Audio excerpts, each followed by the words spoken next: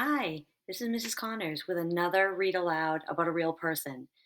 This time, our book is Free as a Bird: The Story of Malala. You may have heard of Malala, you may have read other books about Malala, but I really like this story because it's about a girl who is 22 years old. She's the youngest recipient of the Nobel Peace Prize. And I think this story is going to show you some incredible illustrations, art. The author is Lena Maslow, and she's also a very talented illustrator. So let's get right to the story. Malala says that her story is not unique, that it's the story of many, many girls. When she was born, some people sighed and shook their heads. A girl, they whispered. What bad luck. But her father looked into her eyes and fell in love. Malala, he whispered, and named her after Malalai of Maiwand, a Pashtun heroine whose fearless words gave courage and turned defeat into triumph. Malala's father ran a school for boys and girls. He took her tiny hand in his and led her through the halls. Malala would sit in classrooms filled with older children and she would listen.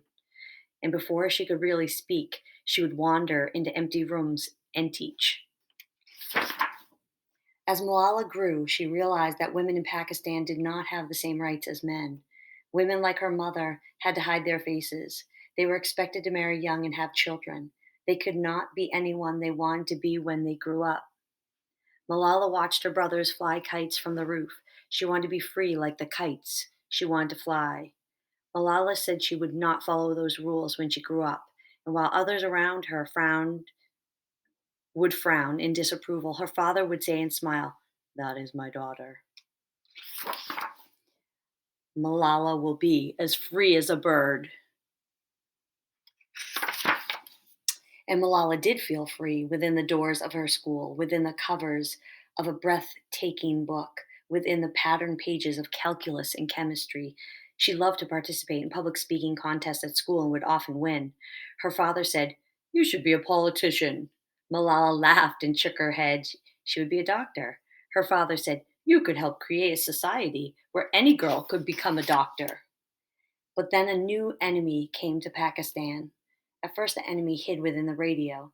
They told the people what to do. They told the people that girls could no longer go to school.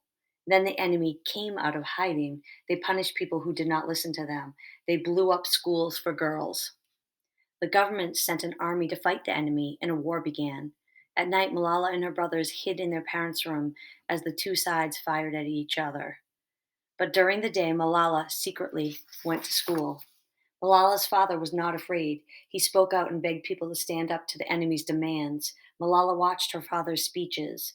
She said to herself, "Why don't you go to school and fight for girls' rights? Fight to make Pakistan a better place." Malala's mother said, "Speaking up is the only way things will get better."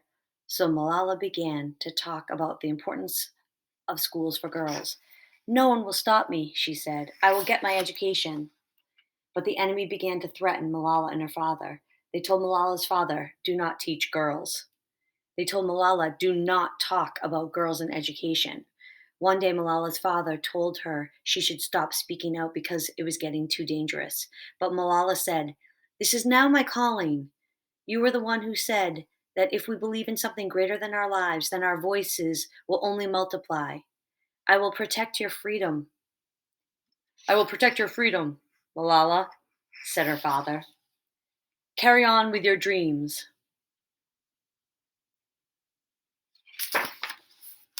But the day came when he could not protect her.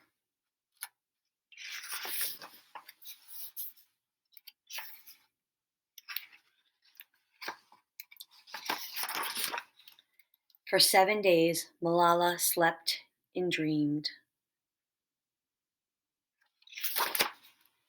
She awoke in a hospital. She was told that the enemy had tried to end her life, but she had survived. Malala was no longer in her beloved country of Pakistan. She was now in England, where girls were free to go to school and learn. But she knew that girls and boys in many countries could not. Some of the countries were too poor, Others were always at war. And still others didn't think education was necessary, especially for girls. Malala would not keep silent. So she began to travel around the world and speak to girls and boys, to teachers, to reporters, to leaders and presidents and queens, to anyone who would listen. I speak not for myself, but for all girls and boys. I raise up my voice, not so that I can shout, but so that those without a voice can be heard.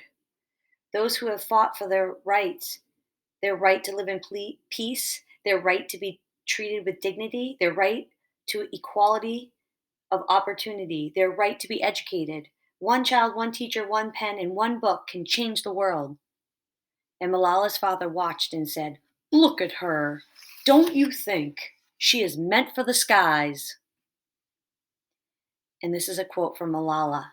When the whole world is silent, even one voice becomes powerful. Author's note: Malala was born on July 12, 1997, in a small town in the Swat Valley of Pakistan, to her parents who are Sunni Muslims who are part of the Pashtun tribe. Often girls in this culture can expect only to marry and have children when they grow up. They are not usually given the opportunity to pursue a career, so education for girls can be minimal. From the beginning, however, Malala's parents loved her and encouraged her to become an educated woman. A believer in education for all children, Malala's father opened several schools for boys and girls throughout his area. By the time Malala was 8, he had opened 3 campuses with a combined total of over 800 students. He was also a respected leader in his community, and he often spoke out against religious extremism. In 2005, after a terrible earthquake in Pakistan that killed over 70,000 people, a mullah, or religious leader, began to make speeches on the radio. He insisted that the earthquake was Allah's punishment of the Pakistani people for not following stricter laws. He told people they need to stop listening to music, watching movies, and sending girls to school. There's no reason for girls to go to school, he said, because all they needed to know was how to be good wives and mothers. He told the men to stop shaving and the women to wear burqas, clothing that covered everything but their eyes. After a while, his followers, part of a group called the Taliban, began to infiltrate the cities and punish people for disobeying these new rules. They destroyed barbershops, music stores, and schools. By the end of 2008, they had destroyed over 150 schools for girls in the Swat Valley. Malala's family did not agree with these teachings. Malala's father kept his schools open for as long as possible. He began to speak out, and Malala soon found her own voice as well. She began to talk to reporters from newspapers and TV shows. A BBC reporter came to the school and asked if any of the girls were willing to narrate a blog about their experiences. So Malala began to speak to the reporter, who published the blog titled Diary of a Pakistani Schoolgirl under the pen name of Gul Makai. Not long after, the New York Times made a documentary about the school situation in Pakistan, and Malala and her father were in the film. People soon found out that Malala was the author of the anonymous blog, and the Taliban began to threaten Malala and her father, ordering them to stop speaking up for girls' education and to close the schools. The Pakistani army fought the Taliban for over a year and a half and managed to drive them into hiding. However, it was not enough to get rid of them. On October 9th, 2012, 2 members of the Taliban stopped Malala's school bus. "Who is Malala?" asked one of the men. As the girls all turned to look at Malala, the man shot her, injuring her and 2 other girls. Malala was treated in Pakistan, then flown to Birmingham, England, at the request of a doctor there. After being in a coma for a week, she awoke. She had been shot in the head. After a long recovery, Malala regained her ability to speak and walk. Her father wondered if she'd be the same Malala she had been before. She was. And on her 16th birthday, Malala spoke in front of the United Nations Youth Assembly in New York City. Malala and her father co founded the Malala Fund, a nonprofit organization with the goal of providing girls around the world with 12 years of quality education. Then on December 10th, 2014, Malala was awarded the Nobel Peace Prize. She is the youngest recipient of the award. Malala continues to travel and talk about the importance of education for girls and all children. She currently lives in England with her parents and brothers. She is studying at Oxford University. I hope you've enjoyed this story about a very important person, someone whose decisions and actions have mattered and made a difference. Free as a Bird, the story of Malala.